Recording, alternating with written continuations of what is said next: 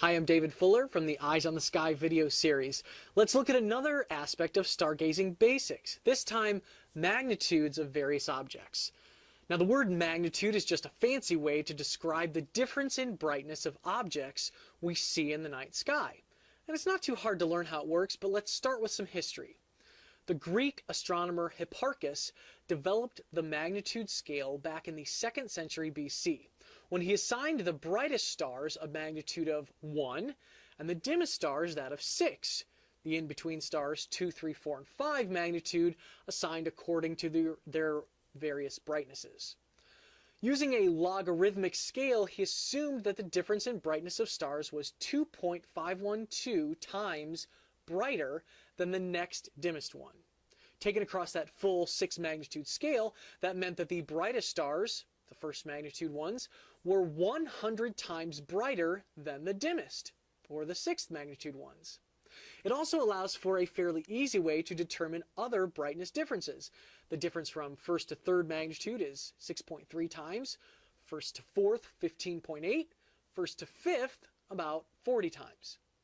This worked just fine until Galileo turned a telescope towards the heavens and humans discovered there were a lot more stars out there than just the 1st through 6th magnitude ones that they could see naked eye. But what they did was just extrapolate that scale further. So much like golf or ERA in baseball, the lower the number, the brighter the star, and the higher the number, the dimmer the star. 11th magnitude is 100 times dimmer than 6th magnitude, and that 11th magnitude star would also be 10,000 times dimmer than a 1st magnitude star. In the other direction, we have some objects that are brighter than 1st magnitude stars. Hipparchus actually fudged the numbers a bit. The star Sirius in the winter sky is definitely brighter than most other bright stars, and it shines at magnitude negative 1.4. The planet Jupiter is even brighter than that, often appearing at around magnitude negative 2, and Venus, brighter still, typically around negative 4. When objects are bright, they are denoted on star charts with larger dots. Dimmer stars are usually given smaller dots. This helps us locate brighter objects in the sky more easily. But from our perspective, even brighter than the star's magnitudes is that of the moon and sun.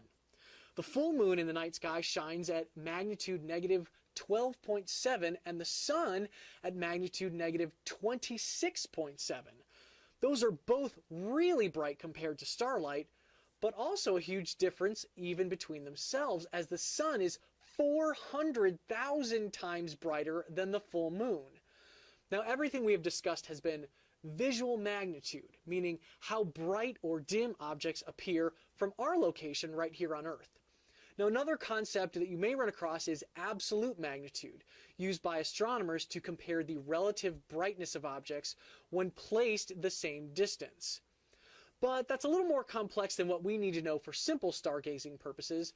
All you need to know about it is that it compares the relative brightness of objects if they were all viewed from the same distance away. However, for visual magnitude, it helps to understand how it relates to other objects besides stars. Stars are point-like objects in the sky, so it's easy to assess their magnitude and brightness. But galaxies, star clusters, and nebula are not quite as simple. So we look at their integrated magnitude. That's a way of saying that the same magnitude is now spread out over a larger area. For small objects, that can mean it is something that will look brighter to us in telescopes. If the area is very large, though, such as the galaxy M33 or the nebula M1, these objects may look very dim, relatively speaking. If possible, try to look for the surface brightness of an object. Objects above a surface brightness of 11 or 12 can be very difficult to find, particularly from light-polluted areas. That's a quick overview of the magnitude scale and how to understand it. Just remember the sun and moon have negative magnitudes and are the brightest visual magnitude objects, and higher numbers are dimmer stars and objects. You'll be in good shape. In the next video, I'll explain how to easily measure distance in the sky, moving from bright objects to the dimmer ones, so we can better utilize optical aids like binoculars and telescopes to find interesting objects. Thanks for watching. I'm David Fuller. Keep your eyes on the sky and your outdoor lights aimed down by using dark sky-friendly lighting fixtures so we can all see what's up.